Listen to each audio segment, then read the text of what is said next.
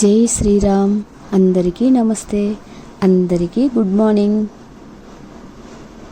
ఎన్ని సాధించినా నిగ్రహం లేకపోతే అన్ని శక్తులు నిరుపయోగం అయిపోతాయి. మానవ శక్తికి పరిమితులు ఉన్నాయి, కానీ దైవశక్తికి అవధులు లేవు. ఆ సత్యాన్ని మనిషి గ్రహించాలి. దైవం మన అహంకారాన్ని వదులుకోవడానికి సహకరిస్తుంది, కానీ మన అహంకారాన్ని, స్వార్థాన్ని అభివృద్ధి పరుచుకోవడానికి అనుమతించదు. దీని గురించి ఒక చిన్న కథ తెలుసుకుందామా? ఒక యోగి అడవికి వెళ్ళి ఎన్నో సంవత్సరాలు తపస్సు చేసి ఎంతో మంత్రశక్తిని సంపాదించుకుంటాడు. ఏది కావాలన్నా పొందే యోగశక్తిని తను సాధిస్తాడు. అటువంటి సమయంలో అతను అడవిలో నుంచి బయటికి వస్తాడనమాట. వేరే ఒక గ్రామం వెళ్ళాలి అని. అక్కడ ఒక నది పారుతూ ఉంటుంది. పారుతూ ఉన్నప్పుడు అక్కడ ఒక తండ్రి, ఒక కూతురు ఉంటారు. అంటే తండ్రి పడవ నడిపే అతని కోసం ఆమె అక్కడికి అన్నం తీసుకొస్తుంది అనమాట వాళ్ళ నాన్నగారికి. తీసుకొచ్చినప్పుడు ఆయన అన్నం తినాలి అని రెడీ అవుతుంటారు. ఈ లోపల ఏమవుతుంది అంటే ఆ యోగి అక్కడికి వస్తాడు. వచ్చి నేను అవతల గట్టుకు వెళ్ళాలి, నన్ను తీసుకెళ్ళు అని చెప్పేసి ఆ పడవ అతనితో చెప్తాడు. చెప్పంగానే అతను అడుగుతారు, స్వామీజీ నాకు బాగా ఆకలి అవుతుంది, కొద్దిసేపు ఆగండి, నేను అన్నం తినేసి వస్తాను, నా కూతురు నా కోసం ఆహారం తీసుకొచ్చింది అని రిక్వెస్ట్ చేస్తారు. కానీ ఆ యోగి ఏంటి అంటే, నేను ఎన్నో యోగశక్తులు సిద్ధించుకున్నాను, నువ్వు నన్ను ఆగు అని చెప్తావా అని చెప్పేసి అహంకారంతో కూడి ఉంటాడనమాట. లేదు లేదు, తక్షణమే నన్ను అవతల గెట్టుకు దాటించాలి, నువ్వు ఆగడానికి లేదు, నేను వెయిట్ చేయను అని చెప్పేసి పెద్ద గొంతుతో చెప్తారు. చెప్పంగానే ఎంతసేపు స్వామి, కొద్దిసేపు నేను తినేసి వస్తాను అని చెప్తారు. చెప్పినా ఆ యోగి వినడనమాట. వినకుండా నువ్వు నేను చెప్పినట్టు వినకపోతే నీకు శాపం పెట్టేస్తాను అని బెదిరిస్తాడు. బెదిరియంగానే తను భయపడిపోతాడు.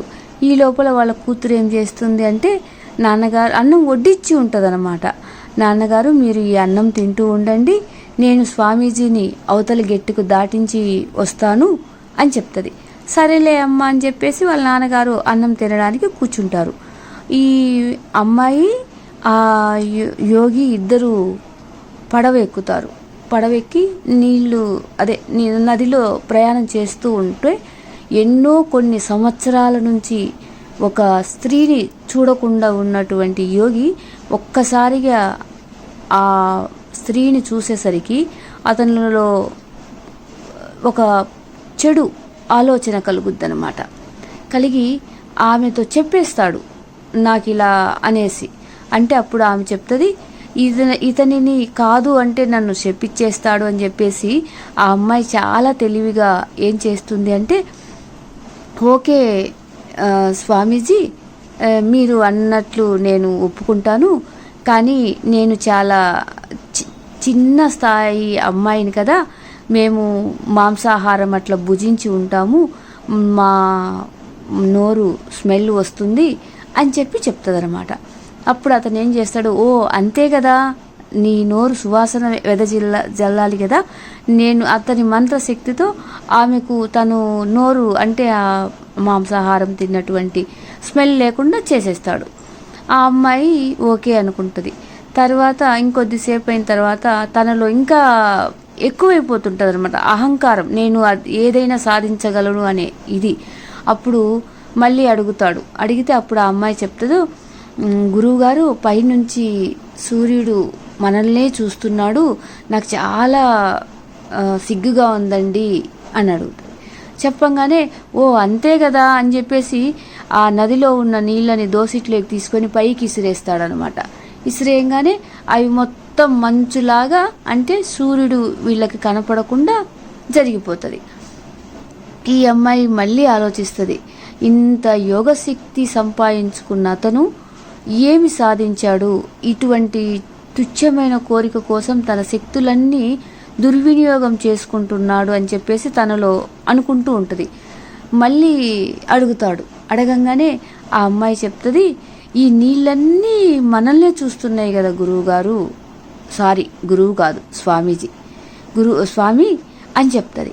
అప్పుడు ఆమె చెప్పంగానే, అంతే కదా, ఈ నీళ్లు మనల్ని చూస్తున్నాయి కదా, నీళ్లు చూడకుండా ఉంటే నీకు సరిపోతుంది కదా అంటే, అంతే అంటది. అప్పుడు ఏం చేస్తాడు, అప్పుడు వాళ్ళు కరెక్ట్గా నదిలో మధ్యలో ఉంటారు. ఈ నీళ్ళన్నిటినీ తన శక్తితో మాయం చేసేస్తాడు. మాయం చేయంగానే అప్పుడు మొత్తం అక్కడ ఇసుక ఉండిపోగానే పడవ ఇంకా కదలదు కదా, అక్కడే ఆగిపోద్ది. ఆ అమ్మాయి ఏం చెప్తుందో తెలిసిన ఆ యోగికి, మీ సంకల్పం ఏమిటి స్వామీజీ? నది ఒడ్డుకి చేరాలి అని మీరు సంకల్పం పెట్టి గతంలో ఎన్నో సంవత్సరాలు నీ జీవిత కాలమంతా కూడా తపస్సుతో చేసి ఎన్నో దివ్యమైన శక్తులు సంపాదించుకొని కేవలం నీ కామవాంఛ కోసం ఉపయోగం చేసుకున్నారు మీరు. ఇదేనా మీ యోగ శక్తి? ఇదేనా మీరు సంపాదించుకుంది అని చెప్పి, ఇప్పుడు నీళ్ళన్నీ మీరు తీసేశారు. మీరు అవతలి గెట్టుకు వెళ్ళాలి అన్నది మీ సంకల్పం మధ్యలో ఆగిపోయింది.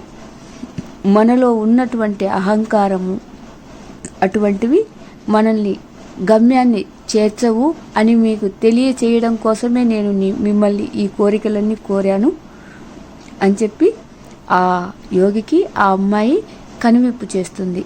భగవంతుడు సృష్టించినటువంటి నది అటువంటివి సూర్యచంద్రులు, వాటినే మీరు అహంకారంతో ఆపాలి అని ప్రయత్నించారు. మీలో ఉన్న అహంకారాన్ని తీసివేయడం కోసము ఆ భగవంతుడు నన్ను మాయ రూపంలో మీ దగ్గరికి పంపించాడు. ఇకనైనా నువ్వు కళ్ళు తెరుచుకొని నీకు వచ్చినటువంటి సిద్ధించుకున్న శక్తులన్నీ లోక కళ్యాణం కోసం ఉపయోగపెట్టు అని ఆ అమ్మాయి మాయమైపోతుంది. ఇది అంతా అతనిలో ఉన్న అహంకారాన్ని తీసేయడానికి భగవంతుడు చేసినటువంటి ఒక లీల.